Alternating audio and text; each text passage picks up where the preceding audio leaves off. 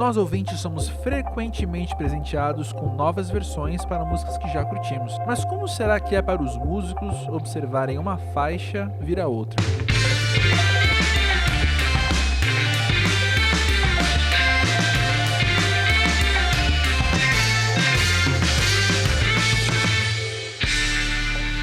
E aí, tudo bem? Esse é um episódio bem bacana do podcast Música Pra Ver, que já vem sendo produzido há um bom tempo.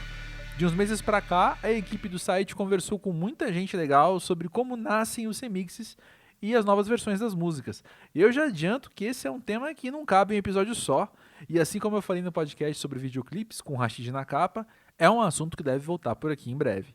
Isso porque a produção musical vem ganhando de umas décadas pra cá cada vez mais ênfase nos samples e no uso de composições que já conhecemos na criação de novas obras. Isso vai muito além de uma visão popularesca do que é um remix, que seria pegar um hit e jogá-lo na pista com uma cara mais dançante.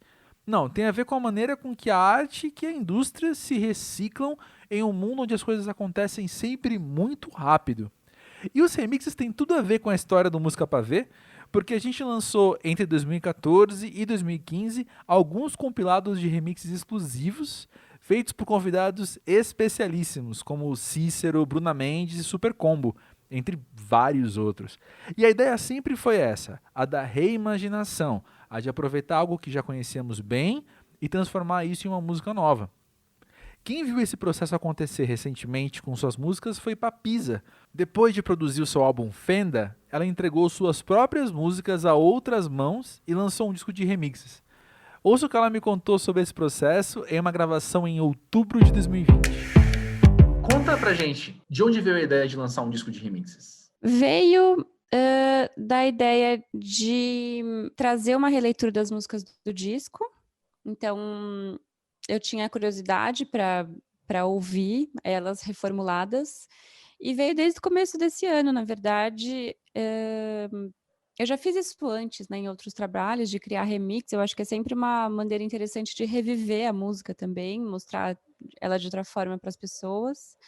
E foi a partir dessa curiosidade mesmo, de entrar em contato com outras visões das músicas. Eu pesquisando sobre o tema, eu ouvindo os remixes, eu fiquei pensando que existe um movimento que é você, produtor, curtir a música de alguém, aí vai lá e remixa. Mas existe um outro movimento que é você, Rita, Papisa, artista, entregar para alguém a sua música, compartilhar a sua música e falar, olha aí, faz o que você quiser com ela. É meio que pegar o teu filho e dar para outra pessoa criar e ver o que acontece depois, né? É super isso, é um processo interessante, inclusive, de abrir mão um pouco do filho. E o meu disco foi todo, assim, idealizado, produzido por mim, do jeitinho que eu queria, e isso é ótimo, mas por outro lado também, fica restrito à minha visão. No momento que eu abri, foi muito mágico para mim, as músicas se ressignificaram, vieram teve uma música que era a mais densa do disco, que ficou, assim, uma coisa leve, alegre, e de alguma forma isso transforma o significado da música dentro de mim, assim, foi muito interessante. Era exatamente o que eu ia te perguntar agora. Como que é receber ressignificações da sua música e aprender algo novo sobre elas? Ou talvez até sobre a maneira com que você faz música e outra pessoa te dá essa luz, te dá essa perspectiva, né? É muito incrível e para mim só afirma e reafirma o fato de que a música é meio que uma entidade própria, não é minha música, assim, é uma ideia que passou por mim, e essa ideia pode ter muitas caras e muitas vibes diferentes, e isso é interessantíssimo, ver como a mesma letra, porque o pessoal que remixou o disco usou muito, assim, a letra inteira, a voz principalmente, e colocou uma outra roupagem. E ver como aquela mesma letra, aquela mesma melodia podem ter vários significados, dependendo do que você põe em volta, dependendo do contexto.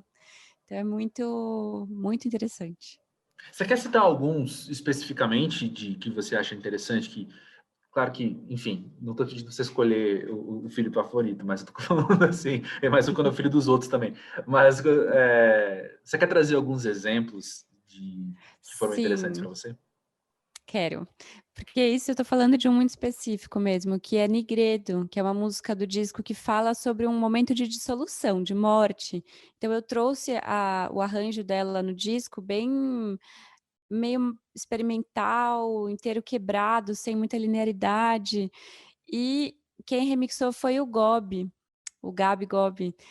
E ele trouxe a vibe dele para essa música, assim, de um jeito que eu jamais imaginaria. Ela ficou super leve e é muito interessante, porque na verdade ele encontrou uma leveza naquela música que eu percebi que existia.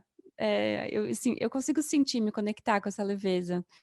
E ele trouxe isso de um jeito alegre. Então, pensa num processo de luto, por exemplo, num processo de perda, e de repente, depois de um ano, isso aparece em forma de festa, em forma eh, de uma música que é muito mais pop, dançante. Então foi muito legal, assim, ver a transformação. Para acabar, essa era a minha última pergunta mesmo. Quando você fez o Fenda, eu palpito que você não imaginava que ele poderia ser dançante.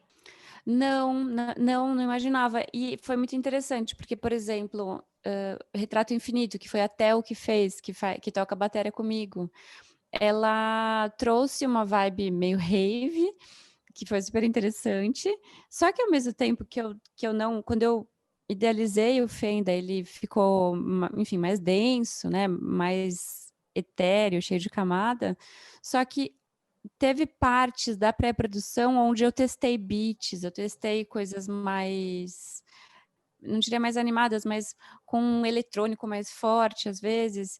E isso veio muito nos remixes, por exemplo, a Theo acompanhou esse processo, ela ouviu outras versões da música, então isso foi muito mágico também de tem ideia que a gente tem no ensaio, que a gente põe no show, uma linha de violino que a Desirê toca no show, por exemplo, a Theo pegou aquilo e pôs num synth no remix. Eu fiquei muito feliz, assim, foi tipo um presente para mim, porque eu olhei e falei, pô, isso é mágico, assim, eu crio o disco, a gente recria ele para tocar ao vivo, e daí essas ideias novas aparecem no remix. É uma magia, né, da reinvenção na criação e do reaproveitamento, da reciclagem. É muito lindo, assim, de ver. Carne Doce, uma das bandas que participaram daquele nosso projeto de remixes, lançou recentemente uma versão dub de A Caçada, assinada por Victor Rice. Maclois Aquino, cofundador da banda, sentou comigo para um papo sobre essa nova versão. Maclois, conta aí pra gente, como é que surgiu essa parceria com o Victor Rice para a nova versão de A Caçada? Trabalhar com o Victor Rice era uma vontade já em 2016, quando a gente foi para São Paulo gravar o Princesa no Red Bull Studios. Ali ele estava em alta, quer dizer, eu acho que ele sempre esteve em alta, mas o nome dele chegou muito fácil para a gente, primeiro porque a gente estava ali na cidade onde ele mora, né, e porque ele tinha acabado de ser premiado, ou estava em vias de ser premiado pelo A Mulher do Fim do Mundo, que também foi gravado no mesmo estúdio e ganhou um Grammy, né? E ele mixou esse disco. Então ali a gente já pensou, mas não deu certo a parceria. A gente até fez contato, não deu certo. E o nome ficou sempre na nossa cabeça. Mas eu acho que o motivo principal é o Aderson, o baixista. Ele é um ouvinte inveterado de dub e reggae em geral. Assim, ele gosta muito de música jamaicana. E isso se aflorou mais na banda com a entrada do Fred Valley em dezembro de 2018. Porque o Fred, o Fred é um baterista extremamente experiente, ele tocou com artistas de todo tipo de estética, né, assim, em Goiás, no Brasil, fora. E ele é um apaixonado por música jamaicana também, então, imediatamente eles já montaram um projeto de dub, os três, João, Aderson e Fred, eles têm um projeto de dub, e essa coisa começou a bater na banda também, como eu falei, e a música, então, quando ela foi produzida, o João ele já criou esses espaços, ele mixou usando bastante eco e delays e buracos, né? Porque o dub é isso, você tira as coisas e põe.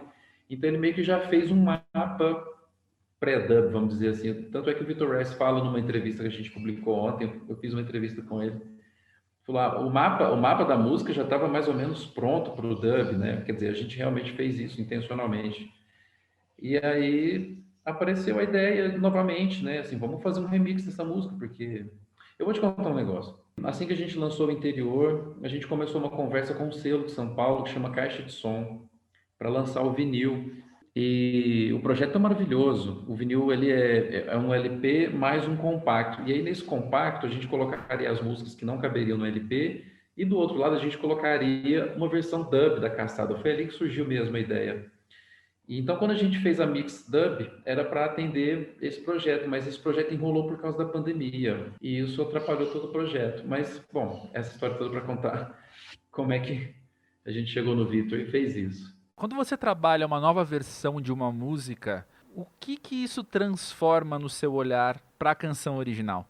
O Victor Rice mandou para a gente 5 versões para a gente escolher. E essa escolha foi bastante difícil, porque já é da prática dele fazer versões numa ordem crescente de desconstrução. Então, primeiro ele pega a música, ele faz a mix dele, ele abandona a mix da música, ele faz uma mix.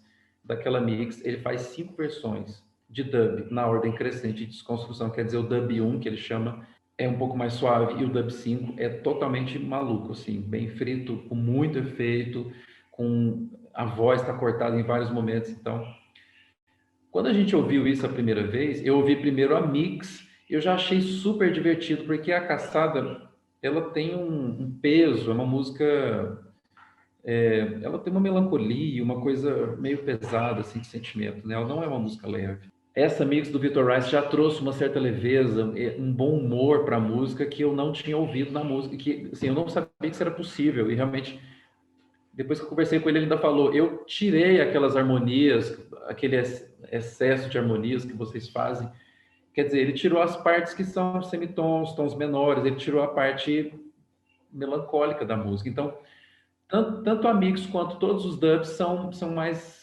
vivos, são mais alegres, são mais abertos, mais solares do que a faixa original. Do 1 ao 5, então, qual que é a versão que a gente conhece? 2. Boa. Não, assim, sobre o remix, o que eu achei mais interessante é que ele faz o procedimento todo numa mesa analógica e é tudo muito manual. Eu não sei se você viu, ele faz um vídeo dele fazendo ao vivo, porque ele faz uma versão de cada e se errar, errou, vai do jeito que tá. Eu ainda pergunto para ele qual é o seu conceito de dub. Ele fala, cara, dub para mim é uma coisa muito simples, que é um engenheiro de som fazendo uma mix ao vivo, manipulando os faders todos manualmente, em tempo real. Então, toda remixagem que o Victor Rice faz, ele faz questão de botar uma câmera em cima da mesa, analógica, e ele faz o registro ali na hora. Então, o que sair, saiu. Isso traz uma organicidade muito... É muito diferente da mix original, quando você está trabalhando com um mouse, num aplicativo, num programa de música, e que faz os cortes todos muito perfeitos, e que você consegue colocar tudo na grade perfeita. Não, a mix dele é toda manual na mesa, ele gira os botõezinhos, tudo, sabe? Então, ele é um negócio... Ele tá tocando a mesa. Isso enriquece muito. Ah, certo. E, Maclós, é claro que estou conversando com você sobre remixes, eu preciso voltar um pouquinho no tempo e trazer a questão de que em 2015 a gente lançou um compacto remix com você, Bruna Mendes, um remixando o outro, Carne Doce e Bruna Mendes. E é claro que então pra mim, quando chega um remix de Carne Doce, eu já, no meu coração, eu já fico agitado lembrando que foi muito legal aquela experiência que a gente teve. Tudo isso, na verdade, para te perguntar, no geral, assim, na sua relação com remixes, o que você mais curte nessa prática, nessa dinâmica? O olhar do outro, né? Na verdade, fazer música em grupo é sempre o olhar do outro, mas o remix é como se o olhar do outro chegasse já no final do processo e começasse ele de novo. Então, eu acho que metodologicamente isso é muito interessante, né? Você citou o nosso primeiro remix. A Caçada não é o nosso primeiro remix, é o segundo. Então, eu lembro de ter ficado surpreso, porque aquilo é uma leitura muito particular mesmo, né?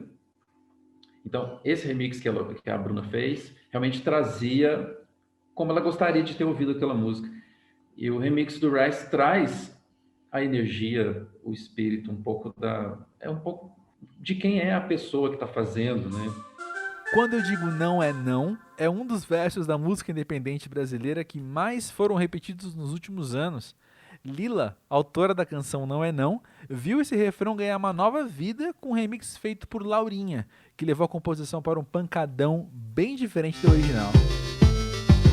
Lila, conta aí pra gente, como é que foi a dinâmica de você trazer uma nova vida para uma música que a gente já conhece há 4 anos? Olha, eu te confesso que na realidade, foi o primeiro remix que ficou pronto, então foi a primeira vez que eu fiz um remix de uma música e foi uma experiência, assim, muito, muito rica, assim, porque quando a gente faz a música, a gente pensa tudo, não é não, que é, em particular, né, que você fez a pergunta, que já tem 4 anos que eu fiz em parceria com o Léo Juste, que é um produtor de funk, e a gente fez de uma maneira assim, muito. Eu mandei a música, voz e piano, ele me mandou um beat, e a gente gravou. Eu tive que dar uma acelerada, né, porque o beat dele era mais para frente. E aí, quando chegou o remix da Larinha, ela usou alguns elementos, né? Porque eu acho que o remix é sobre isso, né? As pessoas usam alguns elementos do original, mas a música virou outra coisa. Ela também aumentou BPM. Você ouve a primeira vez, você toma um susto, assim, caraca, para onde que essa música foi, sabe? Porque eu deixei muito livre. Eu estou fazendo uma experiência com produtoras jovens do Rio e deixando muito livre para elas. Assim, eu mando a música e falo, ó, faz o que essa música te bater, como te bater, você transforma ela, você tem chave. Chave branca é ótimo. É carta branca para fazer o que você quiser com a música. E é sempre uma surpresa mesmo, sabe? E a Larinha é uma produtora que eu já admiro há muito tempo. Eu estou conversando com ela desde novembro, na realidade, para uma outra música que a gente vai lançar em breve, uma música inédita. E aí eu já admirava muito ela, acho ela uma das produtoras de funk carioca assim, mais quentes do momento. Quem me apresentou ela foi o Léo Juste. Então eu estava muito feliz já de participar, já de trocar com ela, de fazer a música nova. E aí, quando pintou o lance do projeto dos remixes, falei, pô, Larinha, você não anima e tal? Aí ela falou, pô, animo inclusive de fazer do Léo, porque ela agora também é artista lá do Heavy By, ela trabalha muito com ele. Falei, é bom que eu troco ideia com ele e tal. E aí chegou, e eu achei que chegou uma bruxaria muito boa, assim, sabe? Uma música de pista e ao mesmo tempo pesada e ao mesmo tempo livre. Achei muito poderoso o remix que ela fez, sabe? Muito, muito incisivo e muito ali na medida certa e como uma seta mesmo, uma flecha que vai ali na pontaria, sabe? Eu fiquei muito feliz, assim. Sim, a produção da faixa original, não é não? Ela é algo que todo mundo que curte a música curte bastante, aquela pegada dançante dela e tal. Mas eu vou afirmar, assim, eu vou arriscar afirmar que para boa parte dos ouvintes, o que mais pega nessa música, o que mais fica na memória dela é a letra, é a mensagem. Sim. Como você acha que essa mensagem também está sendo, talvez não ressignificada, mas ela está sendo, como você falou, acentuada com esse remix? Eu acho, vou aqui pensando, né, sobre isso agora, o que eu achei é que o remix da Larinha deixou a mensagem mais direta, ela vai mais ao ponto, é uma música, é um remix que é praticamente só refrão, se você for pensar, assim, o remix que ela fez, tem um B, a música, que ela nem colocou uma segunda letra, ela colocou a primeira letra e refrão, ela botou a primeira letra de novo refrão remixado, refrão, que é o grande lance da música é o não é não, entendeu? Então, eu acho que acabou que o remix entregou mais a mensagem, apesar de também, acho que é até mais dançante também. É uma música que, assim, quando eu boto para ouvir, quando ela acaba, eu falo, pô, ela é curtinha, né? Ela podia ficar horas nessa batida. Então, eu acho que ela entrega muito bem as duas coisas, a mensagem e, desde que eu fiz a música com o Léo, eu chamei o Léo, inclusive, porque eu acredito no corpo como ferramenta de libertação. Então, fazer uma música dessa em que a gente possa dançar, para mim é o ideal, entendeu? Acaba que, exatamente, às vezes a mensagem se perde porque você está dançando, mas nesse caso, não. E no caso da Larinha, mais ainda, o remix é mais dançante e a mensagem, ela vem mais diretamente, assim. A minha opinião é essa, assim, eu estou muito satisfeita e muito feliz da mensagem vir com tanta força quanto a batida e a vontade de dançar. Minha leitura é muito parecida com a sua, concordo bastante. E vem cá, você mesmo disse logo no comecinho do papo que a pessoa que remixa pega partes originais da faixa e aproveita algumas coisas, deixa de lado outras, como uma estrofe que ela deixou nesse remix de Não é Não. Sim. E tal. Quando você tá ouvindo, então, como foram remanejadas as partes do que você fez, tem alguma coisa nova que você percebe sobre a sua música, sobre o original? Olha, no caso do remix da Larinha, o fato dela ter omitido a segunda parte da música me trouxe, na realidade, uma reflexão sobre a necessidade dessa segunda parte. Óbvio que a música é minha, a mensagem dessa segunda parte também é importante, mas a primeira já diz tudo, sabe assim? Então eu achei que ela foi muito muito sagaz na interpretação e na vontade dela, e ela falou, cara, não, essa segunda parte aqui não vou botar e vou, sabe? E é muito quando eu sou uma pessoa assim que até sou muito apegada às minhas coisas, né? Desde que eu comecei a compor, eu cada vez fico trazendo o processo mais inteiro para mim, sabe? Para eu poder fazer tudo, para ser exatamente do meu jeito. Essa música que eu vou lançar com a Larinha, a gente vai lançar 2 músicas inéditas, na realidade. Eu vou lançar uma e a gente, no dia que a gente gravou, a gente acabou fazendo outra e ela vai lançar, assim, foi super frutífera nosso encontro, assim. Uma pessoa que legal. A gente se conectou num lugar onde uma complementa muito a outra, assim, foi muito, muito legal mesmo. E quando chegou, sem uma parte da música, eu falei, gente, como assim ela tirou um pedaço da letra que eu fiz, sabe? Eu fiquei pensando, mas eu falei, cara, não, a música agora é dela também, ela achou que essa letra, esse pedaço aqui não dizia nada para isso que ela queria contar, essa história. Então, sabe? Então, isso me traz uma reflexão sobre a música original, né? E um outro remix que eu fiz, que eu lancei já tem um tempinho, eu lancei em outubro, eu acho, que foi um remix de Iluminação. A gente mandou o original, que não saiu no single, que vai sair só no disco, que tem uma introdução, uma cantiga que eu gravei aqui com as mulheres da minha família, uma coisa super que vai entrar dentro da história do disco, faz muito sentido, mas para o single a gente resolveu tirar. E aí ela resolveu usar. Eu achei muito legal. Falei, gente, é um remix de uma coisa que não foi nem lançada ainda, é um remix inédito, porém não, sabe? Então isso é muito legal, assim, porque acaba que a pessoa ela interpreta e traz um olhar diferente para aquilo que você já tinha interpretado e lido e digerido e dado para as pessoas, e ela reinterpreta e bota do jeito dela, e a música ganha realmente outra interpretação mesmo, né? Perfeito, e você tocou agora há pouco num assunto que era o que eu tinha anotado para conversar com você, que é quando você ouve um remix, então, como que fica o senso de, entre as suas propriedade dessa faixa? Ela é sua, ela é da produtora, ela é de vocês duas, ela não é de ninguém? Eu acho que ela é das duas. Eu acho que é a soma, assim. Eu acredito muito nisso. Eu não sei se todos os remixes funcionam dessa forma, mas da maneira que eu estou fazendo, é dando carta branca. Alguma coisa a gente bate bola depois, mas a decisão final é da produtora daquele fonograma novo. Porque é como se a minha parte é entregar a música, a gente troca uma ideia, ela me devolve, a gente bate bola, fala, tá gostando? Isso não sei o quê. Mas se ela falar que eu não estou gostando e ela decidir deixar, eu vou deixar, entendeu? É uma escolha artística dela e passa a ser das duas mesmo, um produto das duas artistas. Eu acredito nessa soma, assim. Óbvio que eu acho que tem outras maneiras, assim, talvez. Mas se bem que remix é uma coisa sempre que vai muito da mão do produtor, então acho que sempre todo mundo deve trabalhar meio dessa forma mesmo, né? Deixando muito livre e virando uma outra coisa mesmo. Se o podcast trouxe até agora músicos que viram suas composições ganhando um remix, chegou a hora de inverter esse jogo e ouvir de um produtor como é a sua experiência remixando. Diogo Strauss bateu um papo com o pavezeiro Rômulo Mendes sobre essa dinâmica no mesmo dia em que chegou ao mundo um remix que ele fez para a banda Latinos. Bom, aproveitando que você lançou um remix hoje da banda The Latinos, você acha que existe uma fórmula para se criar um remix?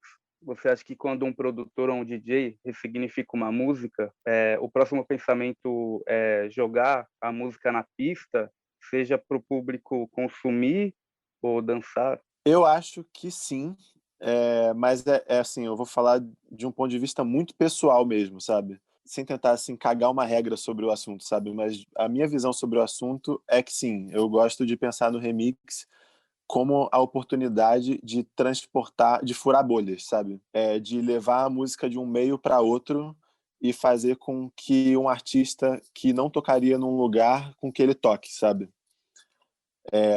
Transportar os meios, assim. E aí, enfim, acho que os meios que existem para isso, que eu consigo pensar agora, são o rádio, né? Às vezes você faz um remix para rádio, porque a rádio pede uma versão mais energética daquela música. Às vezes é para pista. E também, além de ser energético, eu acho que a pista ela traz esse lugar que é um pouco ritualístico, sabe? É uma comunhão de pessoas celebrando uma música desconhecida por elas. Pelo menos a pista que eu gosto de pensar, sabe? É uma pista em que as pessoas estão abertas para ouvir uma música que elas não conhecem e interagir e aceitar e abraçar e trocar com aquela música que elas não conhecem e, de alguma maneira, se apropriarem de algo desconhecido naquele momento, sabe? A pista que eu gosto de pensar e a pista para onde eu gosto de direcionar um remix é essa pista, sabe? Então é isso. Eu não sei se responde a sua pergunta, mas é por Não, aí, assim. respondeu. É que tem que ter uma entrega muito do público, né? Porque tá recebendo, né? Uhum. É massa. E dentro disso, como que surge essa vontade na cabeça de um produtor de ressignificar uma canção? Tipo assim, quando você é produtor, quando você ouve determinada canção, você já tem automaticamente o pensamento de remix, de fazer um remix dela, de mexer sonoramente nela, seja, sei lá, incluindo alguns elementos sonoros? Assim, no seu dia a dia, cabeça de um produtor, quando você ouve alguma determinada canção, como é que surge esse pensamento de criar um remix, enfim? O surgimento desse pensamento ele pode tanto vir do produtor, de mim, enfim, pode ser que você, às vezes, você escuta uma música e você na hora visualiza ela sendo transportada para outro meio, né?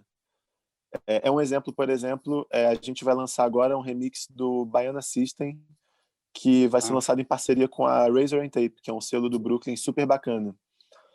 E são dois, assim, sei lá, players, eu não sei se eu não gosto muito dessa palavra, mas vamos lá, são dois players que têm um gosto musical em comum, mas que não estavam dialogando, sabe?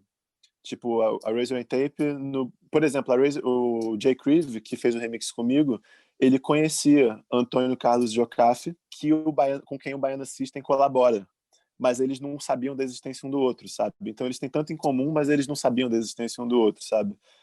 Então, na hora que eu escutei Água, que é a minha música favorita do último disco do Baiana, eu pensei, cara, essa música tem que ser remix. Eu queria muito remixar essa música, eu queria muito levar ela para outro lugar, sabe? Então, esse pode ser um caso. Às vezes é o próprio artista que tem a necessidade de um remix, sabe? Por alguma outra questão, né? Por exemplo, agora eu estou remixando um artista porque eles precisam de uma versão que toque na rádio, sabe? E aí eles viraram e falaram, você pode fazer um remix dessa música? Tipo, isso também é uma possibilidade, sabe? Então, realmente depende, assim, é muito em aberto nesse sentido. Sim. Na parte, você fez 2 remixes para Gal Costa, né? Me chamou bastante atenção a música Cuidando de Longe, que tem a participação da Marília Mendonça. No fim das contas, são 3 encontros musicais que acontecem ali, né? O teu com as duas cantoras. Teoricamente, são 3 escolas muito diferentes, né, entre si.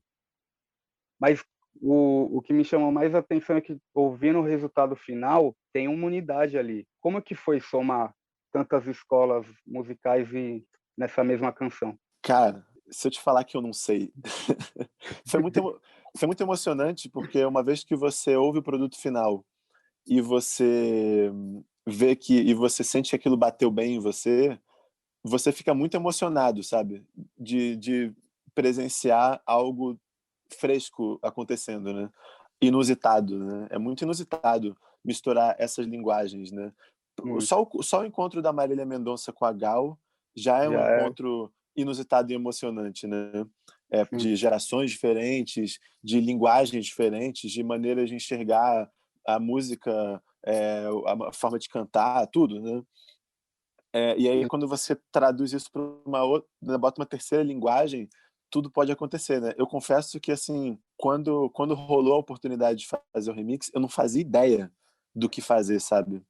Mas o legal é isso, é porque como a criatividade é um processo que eu acredito na criatividade como a reação, sabe? Como a reação a alguma coisa, pode ser algo abstrato, pode ser algo concreto.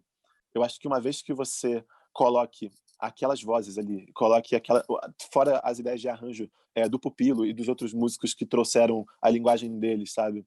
E você começa só a experimentar, jogar algumas coisas ali em cima e tentar reagir àquilo e ver como é que você se sente diante daquilo e pautar suas próximas decisões em como você está se sentindo, sabe?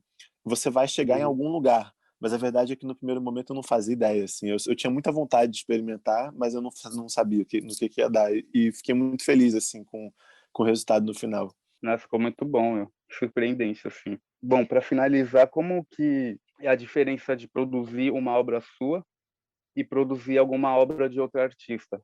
Por exemplo, quando você criou seu álbum solo, Espectro Volume 1, ou até mesmo na sua antiga banda, R Sigma, você sente mais pertencente à obra do que produzir um disco, por exemplo, do Thiago Petit ou fazer um remix da Gal Costa? O sentimento é dúbio ou o sentimento de ambos os casos te pega do mesmo jeito? Realmente depende, assim. No encontro com o artista, eu não sou o artista é o artista. Eu sou o produtor que vai ajudar esse artista a viabilizar a sua visão. Então, é uma situação em que a palavra final é sempre a do outro, sabe? E é muito importante nessas horas deixar de lado, às vezes até... Primeiro, deixar o ego de lado é muito importante nessas horas, mas, além disso, ao deixar o ego de lado e sair um pouco de cena e se colocar no lugar de quem vai dar o suporte e não de quem vai brilhar e dar a cara a tapa depois, sabe? Você acaba criando uma situação completamente diferente de quando é você se expressando, sabe? Eu arriscaria dizer que por mais que o trabalho de produtor musical envolva muita criação, ele sempre vai ser uma prestação de serviço para uma outra pessoa. Enquanto o trabalho de artista, ele é muito mais livre nesse sentido, e ele é muito mais sobre eu me conectar com o que eu estou sentindo, com o que eu acredito 100% naquele momento e dando o mínimo de satisfação possível para terceiros, sabe? São resultados muito diferentes, são processos muito diferentes, são processos que te colocam espiritualmente em lugares completamente diferentes, sabe? O remix é interessante porque ele é um pouco no meio do caminho. Eu acho que quando você vai remixar uma faixa, o artista ele já está satisfeito com aquela obra, com aquela gravação. Então, você acaba tendo muito mais liberdade para você se expressar através daquilo. Ainda mais no meu caso, que eu acredito muito na pista de dança, sabe? Eu sou um crente da pista de dança. Então, para eu fazer, quando eu faço um remix, eu faço uma coisa que eu estou acreditando muito naquilo, sabe? Não é tanto só uma prestação de serviço, assim. Além de uma prestação de serviço, é uma crença, sabe? Então, não sei. São realmente três situações diferentes, sendo o remix o meio do caminho. Porque, claro que o artista tem que aprovar o remix, a gravadora tem que aprovar o remix, todo mundo que for participar do lançamento daquilo tem que aprovar aquilo e tem que se sentir parte daquilo, porque, no fim das contas, ninguém faz nada sozinho, sabe? Todo mundo envolvido naquele processo tem que acreditar no que está acontecendo, né? Então é isso, assim, eu acho que tem uma escala aí, né? Desde o lugar de produtor musical que está ajudando alguém, o lugar do remixador já num próximo passo do degradê, e o lugar do artista com cada vez mais autonomia. Sim, mas você tem uma hierarquia, assim, de o que é melhor fazer ou, no final das contas, essas diferenças te encantam? Cada coisa dá um tesão diferente. Eu gosto na minha vida quando eu tenho equilíbrio entre essas três coisas, sabe? Se eu faço só uma dessas coisas, eu acho que eu fico um pouco entediado. E aí, enfim, você faz uma coisa, aí cansa, e faz outra, aí você recarrega a bateria para outra, sabe? Vai meio revezando. Isso eu acho que é o lance. E já que estamos falando de novas versões, Letrux lançou recentemente o projeto Prantos Pandêmicos, com versões do disco Aos Prantos, feitas pelos membros de sua banda durante a pandemia. Letícia Novaes, sempre muito inspiradora, me contou tudo sobre essa experiência. Letícia, a gente está falando de um EP com versões, com novas interpretações, com novas visões, novos olhares em cima das suas músicas. Mas antes de falar das novas visões que os outros trouxeram, eu queria te perguntar uma coisa. Com quase um ano de lançamento, eu imagino que as músicas do Aos Prantos já mudaram pra você também. O seu olhar já é um pouco diferente pra elas. Vamos começar por aí? Me conta como é que você vê essas músicas hoje? Olha, é uma loucura, né? Porque se fosse um ano sem pandemia, talvez essas músicas não teriam mudado tanto. Talvez a gente estaria aí fazendo vários shows e transformando. A pandemia é inegável que cause qualquer coisa, né? Eu tenho a sorte e o privilégio de ter uma banda que eu amo muito. A gente se ama enquanto família. Não acho que eles também considerem esse trabalho, é a gig da Letrux. A gente tem relação, sabe? Nós somos amigos, nós somos confidentes, enfim. Então eu acho que de alguma maneira eu quis trazer também mais a minha banda para jogo. Claro que no disco, se não fossem eles e elas, esse disco não existiria. Mas eu quis dar a oportunidade de cada pessoa produzir uma faixa. E durante a pandemia eu fiz uma live com a banda que chamava Livezinha da Saudade. Que como tem a coisa do delay, a gente não conseguia se encontrar, mas eu conseguia chamar uma pessoa de cada vez, um integrante de cada vez, e cada um tocou uma música. E é a música que cada pessoa tocou, que cada pessoa produziu. E eu acho isso um barato, sabe? Eu sou uma artista que gosta de versões. Eu adoro o Chamado da Marina Lima, mas eu adoro a versão que ela canta em inglês, Something That We Missed, que é o Chamado, só que é ela cantando em inglês. Tem um arranjinho ali diferente também. Eu piro nessas coisas, sabe? Eu gosto da versão Black do Pearl Jam, mas quando ele é acústico, eu fico, olha o que o Ed Vedder faz no acústico. Então eu sou uma pessoa que gosta de versões. Sei que tem fãs mais apegados, fervorosos, que você estragou. Mas a gente é muito músico, musicista especulativo com som. Eu quero poder brincar com som e sinto que minha banda também quer brincar. Então eu acho que a sensação que eu tenho em relação a esse disco, que vai dar um ano, né? É uma sensação de companheirismo. Eu acho que esse disco foi um companheiro de muitas pessoas e de alguma maneira meu também. Eu acho que é a coisa que eu gravei que eu mais ouvi na vida. Não costumo me ouvir. Mas aí, não sei, aconteceu... É tão parece que não sou eu. E como eu não estou fazendo show... Eu não gastei tanto esse disco ainda. É verdade, é fresco o repertório, fresco. Né? Outro dia eu fui gravar alguma coisa com o Arthur, um conteúdo, e aí a gente cantou a música em espanhol do disco. Eu quase chorei, eu falei, ai meu Deus, a gente só tinha cantado isso na gravação do disco em 19. Corta para 2021, eu botando aquelas palavras na minha boca, eu quase chorei, foi super emocionante. Então acho que é uma relação...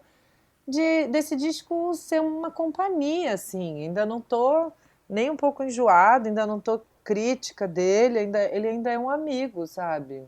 Incrível. Por falar em amigo, você tocou aí num ponto que eu tinha anotado para conversar com você, que existe uma particularidade muito grande nesse EP que reimaginou Aos Prantos, que você não apenas conhece, você não é apenas conhecida desses produtores, então, das novas versões, mas são as pessoas do seu dia a dia. Sim. É diferente de quando você entrega a tua música para um produtor que você conheceu uma vez e que admira o trabalho e só, né? Total. A proximidade é outra. É, claro que isso é uma conquista de anos, né? A gente fez quase 3 anos de turnê juntos, toda essa turminha da banda Letrux, desde o início é a mesma galera. Então a gente viveu altas aventuras. Então não teve como não a gente transformar a turnê em momentos prazerosos, claro, perrengue sempre, mas até na hora do perrengue a gente gargalhava. Então é isso mesmo, sabe? É diferente você entregar, olha, faz aqui uma versão da música que eu amo do disco, mas é na mão de alguém que você confia, é na mão de alguém que estava no processo do disco. E eu acho, né, sou suspeita, claro, mas eles são pessoas muito talentosas, então eu amei todas as versões, e nas versões você observa, gente, olha só como o Rebelo, o baixista, ele realmente pega aqui para esse lado moderninho. Gente, olha como a Marta, ela tem uma coisa da voz dela que... Então, a versão de cada integrante é a personalidade de cada integrante. Eu acho isso tão bonito. Mas e o elemento surpresa que costuma ter também quando você recebe a sua música reimaginada por alguém? Onde que ele entra aí? Teve muita surpresa ou foi só esse exercício de, pô, é verdade, faz sentido, né? Não, teve surpresa, porque por mais que a gente tenha amizade, conhecimento, os amigos também surpreendem a gente, né? Eu não esperava. O Lourenço, que é o baterista, eu sei que ele toca vibrafone, eu já esperava alguma coisa assim, mas aí ele mete um violino, mete um violoncelo, então você fica assim, uou! Então rolaram várias surpresas, sim. A versão da Natália, de Déjà Vu, ela tá num momento, daqui a pouco tem uma quebra, é uma coisa... Eu falei, Natália, que é isso? Que coisa gostosa, maravilhosa. A versão de Salve Poseidon do Arthur também, eu não esperava que ele fosse fazer algo tão mântrico. Então, mesmo sendo pessoas que eu tenho muito convívio e conheço, eles me surpreenderam, sim. Pô, excelente. Vamos falar um pouco do aspecto visual também que vocês fizeram para esse EP. Daqui, a impressão é que vocês, acima de tudo, estão curtindo estar junto. Vocês estão se divertindo fazer aquilo. Muito. Como é que foi? Olha, eu tava morando e vou voltar a morar, até só vim aqui passar um tempo com o pai e mãe, mas eu tô morando em São Pedro da Aldeia, que é uma cidade a 2h30 do Rio, e nessa loucura, né, de não fazer show e tal, minha família tem uma casa em São Pedro da Aldeia e eu fui morar lá. Falei, gente, não tô podendo agora morar em Copacabana, aluguel do Rio carésimo, não sei o quê. E aí fui pra lá, é a casa de férias da minha vida, é onde eu fiz 6 aninhos, então... Essa casa já tem muita força, né? A casa de férias. E aí chamei a banda, todo mundo fez teste, todo mundo esperou o resultado, todo mundo se cuidou, foi tudo certinho. E a gente não tinha nada, maquiador, figurinista, era a gente com a gente. Eu e Arthur, a gente tem mais roupa, então a gente organizou mais essa parte. O Arthur também foi um pouco antes para eu mostrar os sets. Eu ficava assim, amigo, aqui eu pensei nesse clipe. A gente passava mal de rir, porque parecia uma coisa assim, seríssima. Aqui vai ser tal clipe. E a gente, quá. E a gente gargalhava, porque não tinha produção. Era a gente com a gente na guerrilha. Mas foi muito legal, mostrou que também, às vezes, você tem, assim, milhões e você faz um clipe meio... Tudo bem, vai ser esteticamente lindo, mas pode ser um pouco enfadonho, né? Eu acho que a gente quis passar um delírio, uma alegria. Apesar das músicas estarem um pouco mais... Não melancólicas, mas todas as versões, elas não estão tão né? Não tá uma coisa assim enérgica, elas têm uma coisa mais onírica, mas acho que condiz com o mundo. Mas os vídeos não. Os vídeos têm graça, os vídeos é uma coisa meio adolescentes góticos, trapalhões. Às vezes a gente via os vídeos juntos, assim, no Zoom, e ficava, puta que pariu, tá muito engraçado. Então acho que o vídeo a gente quis manter essa energia que a gente costuma ter quando a gente está juntos, que é graça, é piada, é galhofa. E aí a gente filmou tudo lá em São Pedro, só o último clipe de Salve Poseidon, que é em Cabo Frio, que é uma cidade a meia hora de São Pedro da Aldeia, e são nas dunas de Cabo Frio, que é um lugar lindo, lindo, lindo.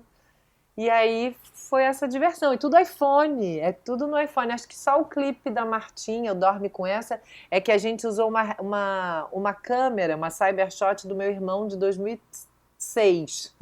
Uma coisa assim que a gente... E tudo assim, sabe? Vai, aproveita, e olha a luz.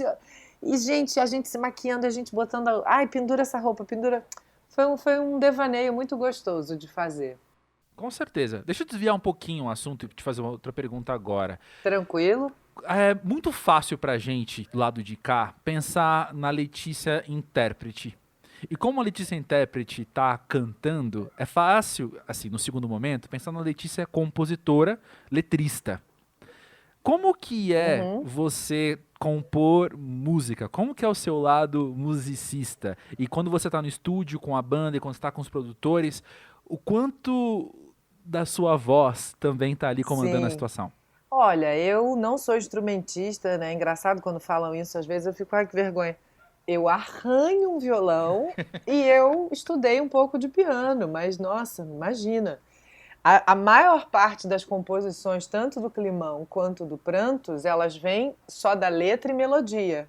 Eu não sou capaz de pegar o violão, não sei o quê. Acho que só a Noite Estranha Geral Sentiu eu fiz no violão, verdade. Mas aí, enfim, 4 acordes, aquela coisa. E aí, aos poucos... Tá valendo, já é instrumentista. Já é instrumentista. E aos poucos, a minha composição, ela vem num raio de letra e melodia. É geralmente assim, eu tô com os meus caderninhos, ou eu tô andando. Eu gosto muito de andar para fazer circular as ideias. E aí me vem, todo corpo tem água, lágrimas, suor e gozo. Aí eu pego o celular e anoto, anoto a melodia. Gravo a melodia, né? Ou quando já tem a letra, já gravo letra, melodia, tudo. Eu sempre quis estar muito perto de pessoas excelentes, porque eu não sou excelente.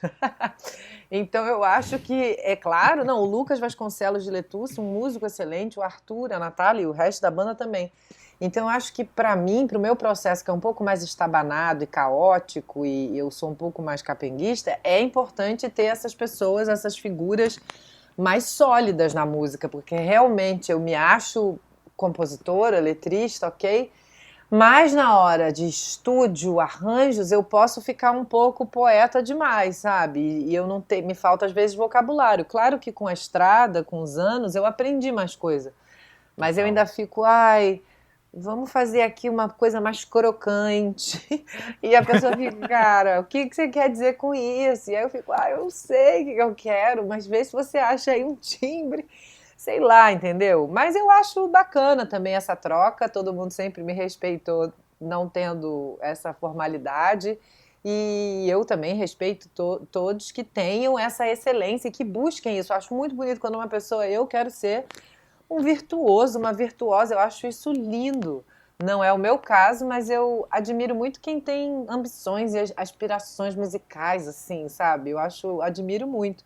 Mas meu caso mais é voltado mais para a composição em si, a letra. Não sou tão do arranjo, eu sou uma coisa mais da composição mesmo. Letra e melodia é meu barato mesmo. Sim. Agora então, voltando para o assunto, depois de ouvir tudo isso, que era onde eu queria chegar, que é passar por esse processo de você ter os outros reimaginando as músicas e não que você conhece. Você acha que isso influencia também ou vai chegar a influenciar as suas composições? As minhas futuras composições? Isso.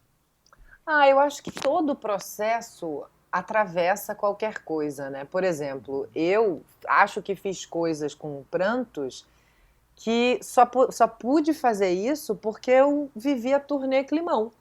E conheci bandas, e conheci pessoas, conheci cantoras, e vi a Lineker cantando num palco, e vi Lued, tanto festival que a gente se trombava, tanta gente bacana, e não só artistas brasileiros, mas artistas também de fora.